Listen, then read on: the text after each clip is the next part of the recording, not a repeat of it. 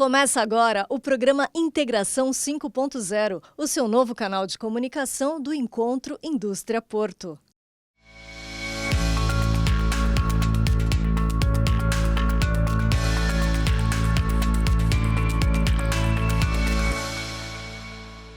Olá, eu sou André Orsini e no programa Integração 5.0 dessa semana você vai conhecer uma agência ligada à Secretaria de Agricultura do Estado de São Paulo, mas que fica aqui na Baixada Santista. Você vai ver também as novas normas que estão valendo sobre o despejo da água de lastro dos navios. Não perca!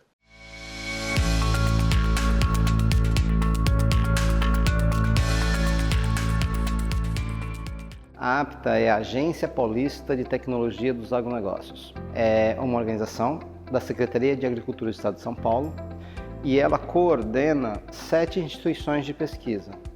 Tá?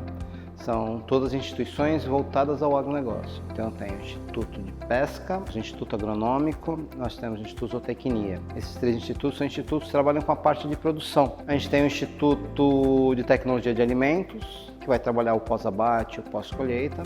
A gente tem o Instituto de Economia Agrícola, que vai trabalhar toda a parte de econometria, mercado.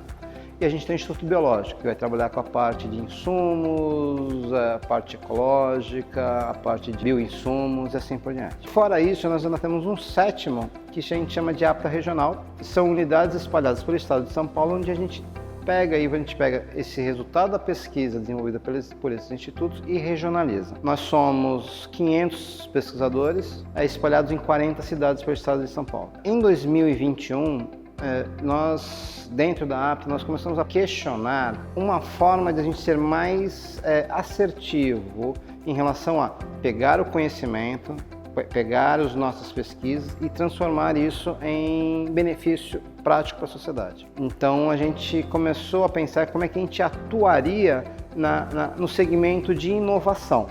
Então, a gente faz pesquisa, faz desenvolvimento e nós queremos agora atuar mais fortemente na inovação. E nós criamos o APTA Hub. Então o APTA Hub é um ecossistema, ele é ancorado em 7 espaços como esse aqui. Né?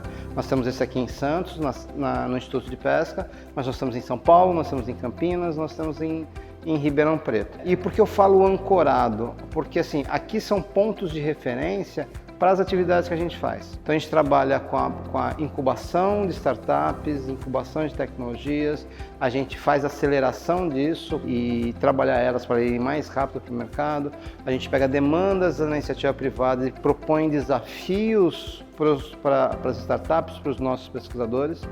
Então a função do APTA Hub é fazer uma ação transversal em relação aos nossos institutos de pesquisa para fomentar isso, para fomentar a inovação. Né? Pegar o nosso conhecimento técnico-científico e transformar em produtos e processos na sociedade. Então, assim, eu convido todos vocês para conhecerem o nosso Instagram, conhecerem o nosso LinkedIn, terem acesso às nossas plataformas, site, tá? E conhecer melhor a gente. Caso tenham interesse, caso tenham alguma dúvida, assim, nós estamos sempre de portas abertas, que a nossa intenção é essa, fomentar essa rede, esse ecossistema, envolvendo pessoas, tanto internas dos nossos institutos quanto externas, para promover a inovação tecnológica.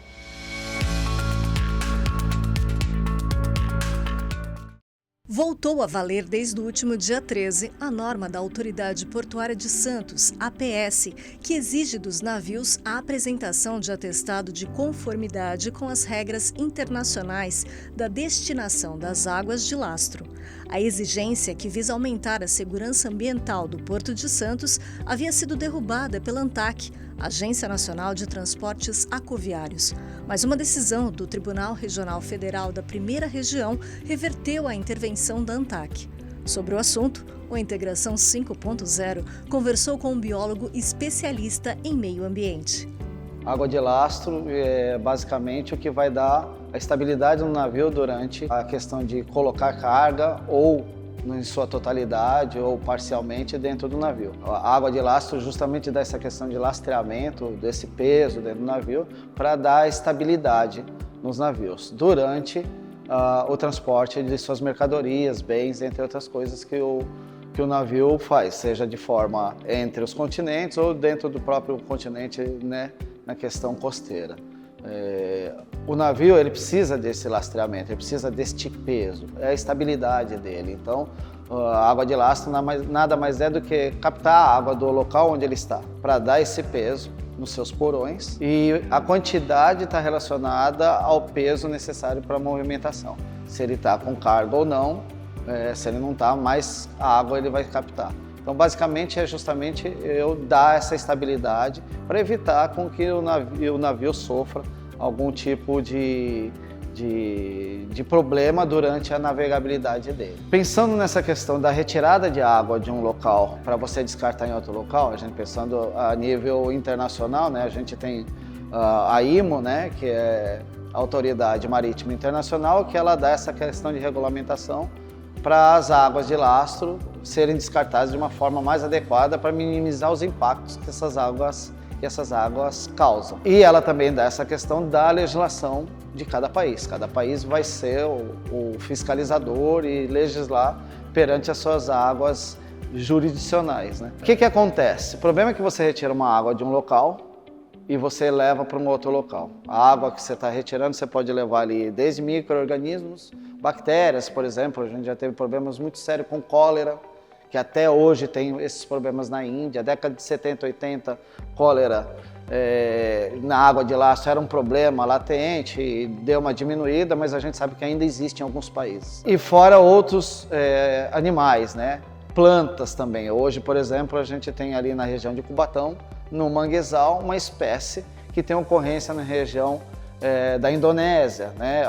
O mangue-maçã, uma espécie específica daquela região que está ocorrendo ali perto da antiga Cozipa, ali na área do rio Cubatão. É uma espécie que foi introduzida, né? Então ela veio teoricamente aí pela água de lastro.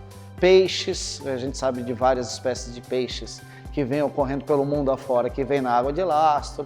Os mexilhões que causam problemas enormes, a gente tem ali na região do Itaipu, que entrou para dentro ali do Rio Grande do Sul e foi até as hidrelétricas, que elas causam um grande impacto justamente nas turbinas. Então eles aumentam essa questão de limpeza das turbinas. Então a gente tem N espécies de micro-organismos, esporos, larvas, sementes, que são espalhados pelo mundo afora. Então, se eu não tenho uma regulamentação, se eu não tenho algo que me dê um suporte ou uma fiscalização, né, a própria IMO, ela recomenda essa água de lastro, ela tem que ser deslastreada em alto mar, porque às vezes eu estou captando uma água com baixa salinidade e eu jogo em alto mar que tem maior salinidade e vice-versa, né? Evitando com que as espécies se desenvolvam, entre outras coisas. O problema é que às vezes em alto mar ele perde esse peso e pode ocorrer algum tipo de acidente. Então, teoricamente, isso geralmente não acontece. Então, tem que ter essa preocupação com relação à água de lastro. Ainda não existe tecnologia para substituir a água de lastro. A gente sabe que ela é extremamente importante. Só para a gente ter uma ideia, hoje 80% de todos os bens que são transportados pelo mundo vêm de navio. Então, a gente tem aí mais ou menos uma média de 10 bilhões de toneladas de água de lastro sendo movimentadas pelo mundo inteiro. Mais de 7 mil espécies de seres trocando de um ambiente para o outro.